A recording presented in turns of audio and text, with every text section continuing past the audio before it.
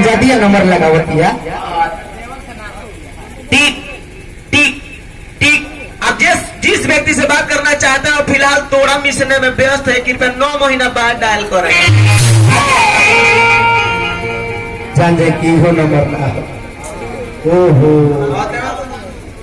तब जी दिन टेलुआ के चाचा जी बोलो भाजी का कहता रू तेरा भैया के नंबर जानते नहीं तो तनी बोली ना। 0011 0011 जबे लगाओ तबे बन लगाओ तनी। टिक टिक टिक लागल बा। हेलो यात्रीगण कृपया ध्यान दें, सारसा से चलकर जम्मू को जाने वाली गाड़ी कृपया 6 महीना 6 दिन 6 सेकंड लेट से आने की संभावना है। यात्रीगण अपने घर को चले जाएं, इसके लिए हमें खेद है। ओहो तो रेलवे स्टेशन में धो ले जी हमारे माई कहत रहे कि हम पढ़ बाकी हमारे बकरियों चराला से समास ना मिलो। बकरियों लिए का हो।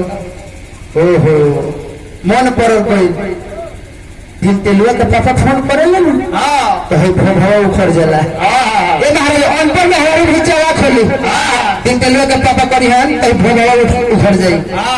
आ दिन तेलुआ के मौसी फोन करी न तो जान जाए कि साहबा उग जाई। साहबा का फोटो उग जाई।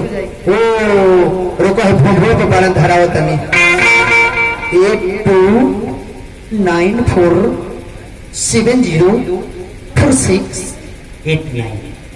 टिक टिक टिक लागल बा लागल बा लागल। हेलो हेलो हाँ के बोले था? अरे 2 महीना कहले ना बोलते तो भूला गइलू। के पापा हाँ ए जी रौर गोड़ छू के गोड़ लागत है। अरे हमर कुछ छुके तू गोड़ ला कुछ छू के छोड़ ला। सुन 76 मत पतियाई। हां ये मेरे का करता नहीं लौरा। अरे टीपी से के रोटी बना ले बनी। हां चोखा बनाओ तनी। रोटी चोखा खाता नहीं। हां तब तो साफ दुगरा के हररी हो गई है। हां एबरा तू का बनोले बारू। हां देखी ना सांझ बजे कटे दिन भर लन। हां हम तो भरी पकौले रहनी है भरी पकौले बारू। हां वह तनी जे मोबाइल में काहे भवरी आइने बसाता। देखी 76 मत करी। रवे के दिवाली में बोला नहीं काहे ना आईनी। अरे महीना रुक गई रहले काहे ना मिले। तो हमरा बुझाइल कि महीना मिले। हां तनखा रवे के फगुआ में बोलाओ नहीं। रवे काहे ना आईनी। अरे छुट्टी ना मिलो। रवे खाती कितना बढ़िया बैगन के कलौजी बनौले रहनी। हां जान जाए कि खजूर बनौले रहनी। थोड़ा पुआ बनौले रहनी। अरे ना आईनी नु लाल का परवा बने लाल का परवा सब बसिया गई तो करे के खिया गई।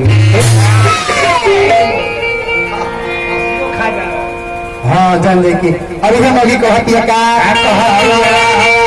ठाड़ा हो जाए बुढ़िया तो अरे लाग गई